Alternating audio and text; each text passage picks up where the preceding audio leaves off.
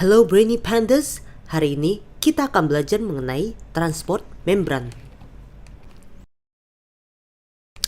Kalau kita review video mengenai plasma membran part 1, saya menyebutkan bahwa membran plasma merupakan struktur yang semi-permeable atau selective permeable. Apakah artinya itu? Artinya adalah bahwa membran plasma itu dapat dilewati oleh beberapa jenis zat, molekul atau ion tertentu. Oke. Nah, sekarang pertanyaannya adalah bagaimanakah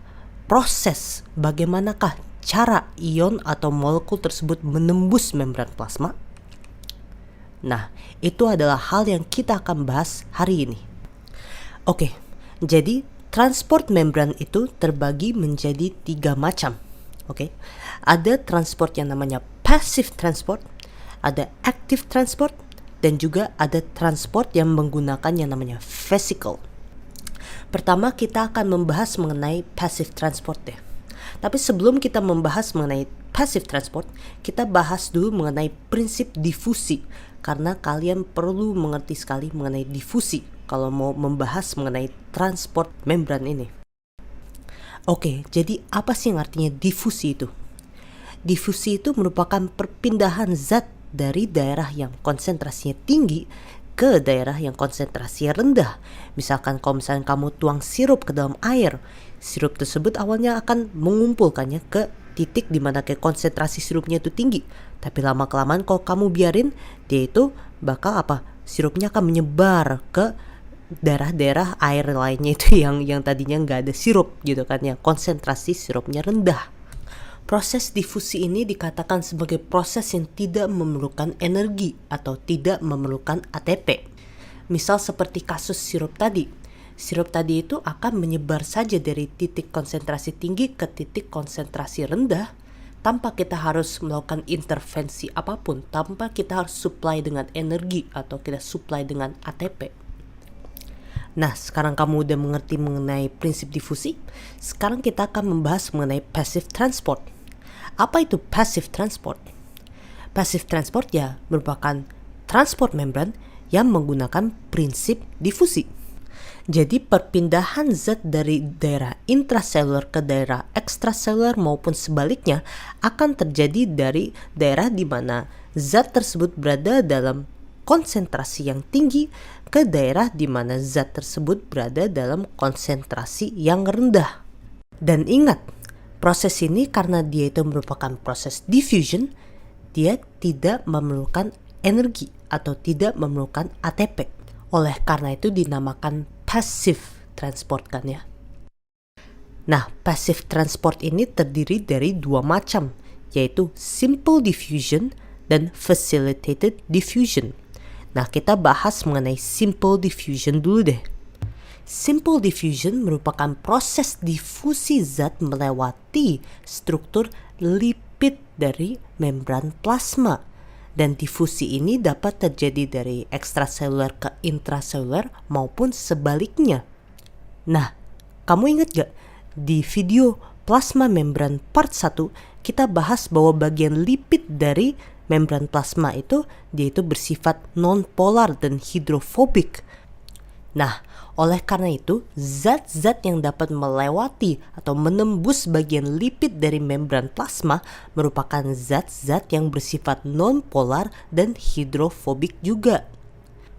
Contohnya seperti oksigen, CO2, vitamin A, D, E, K. Nah, ini tadi penting tuh, CO2 dan O2. Berarti simple diffusion itu berperan dalam proses Proses pertukaran O2 dan CO2 di dalam suatu sel. Nah, sekarang kita akan membahas mengenai jenis passive transport berikutnya, yaitu facilitated diffusion. Kenapa dinamakan facilitated diffusion? Karena ion-ion ini tidak dapat berdifusi melewati lipid dari membran plasma, tapi mereka perlu sebuah facility, facility line. Apakah facility line tersebut? Facility line tersebut adalah ion channels dan carrier. Kenapa ion-ion ini tidak bisa melewati bagian lipid dari membran plasma? Karena ion-ion ini dia itu terlalu hydrophilic. Oke, kan tadi lipid itu hanya bisa ditembus oleh zat-zat yang hydrophobic dan non-polar. Tapi kalau misalkan dia itu hydrophilic dan polar, berarti dia itu akan melewati ion channel atau carrier. Oke, sekarang kita akan membahas mengenai facilitated diffusion yang memakai ion channel dulu deh.